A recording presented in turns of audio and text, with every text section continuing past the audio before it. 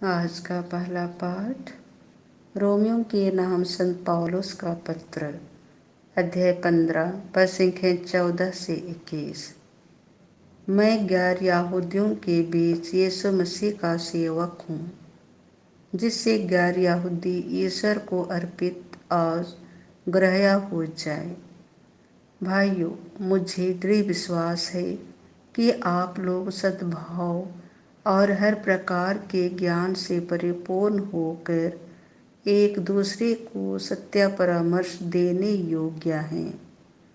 फिर भी कुछ बातों का स्मरण दिलाने के लिए मैंने आपको निसंकोच होकर लिखा है, क्योंकि ईश्वर ने मुझे गैर यहूदियों के बीच यीशु मसीह का सेवक तथा ईश्वर के सुसमाचार का पुरोहित होने का वरदान दिया है, जिससे गैर यहूदी पवित्र आत्मा द्वारा पवित्र किए जाने के बाद ईश्वर को अर्पित और सुग्रह हो जाएं। इसीलिए मैं यीशु मसीह द्वारा ईश्वर की सेवा पर गौरव कर सकता हूँ।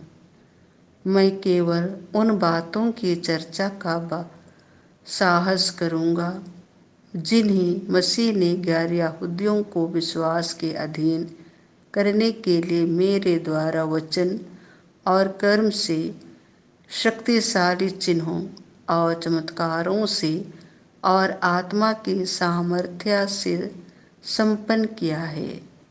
मैंने यरूशलेम और उसके आसपास के प्रदेश से लेकर इल्लुरिकुस तक मसीह के सुसमाचार का कार्य पूरा किया।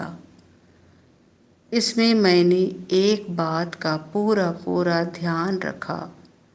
मैंने कभी वहाँ सुसमाचार का प्रचार नहीं किया जहाँ मसीह का नाम सुनाया जा चुका था, क्योंकि मैं दूसरों द्वारा डाली हुई नींव पर निर्माण करना नहीं चाहता था, बल्कि धर्म ग्रंथ का यह कथन पूरा करना चाहता था।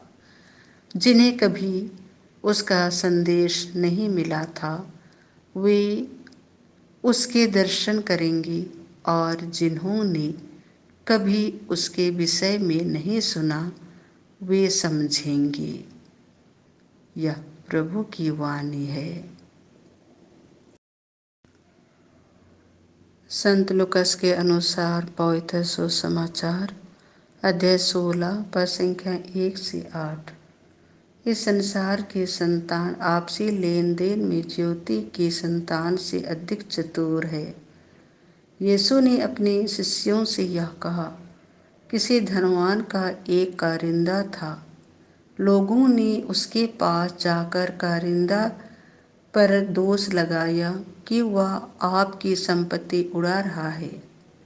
इस पर स्वामी ने उसे बुलाकर कहा, मैं तुम्हारे विषय में क्या सुन रहा हूँ? अपनी कारिंदगारी का हिसाब दो, क्योंकि तुम अब से कारिंदा नहीं रह सकते। तब कारिंदा ने मन ही मन यह कहा, मैं क्या करूं? मेरा स्वामी मुझे कारिंदगारी से हटा रहा है।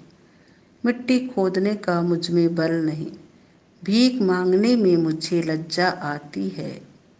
हाँ, अब समझ में आया कि मुझे क्या करना चाहिए, जिससे कारिंदगारी से हटाए जाने के बाद लोग अपने घरों में मेरा स्वागत करें। उसने अपने मालिक के कर्जदारों को एक एक करके बुलाकर पहले से कहा, तुम पर मेरे स्वामी का कितना ऋण है? उसने उत्तर दिया, 100 मन तेल। कारिंदा ने कहा, अपना रुपया लो और बैठकर जल्दी 50 लिख दो। फिर उसने दूसरे से पूछा, तुम पर कितना ऋण है? उसने कहा, 100 मन गेहूँ।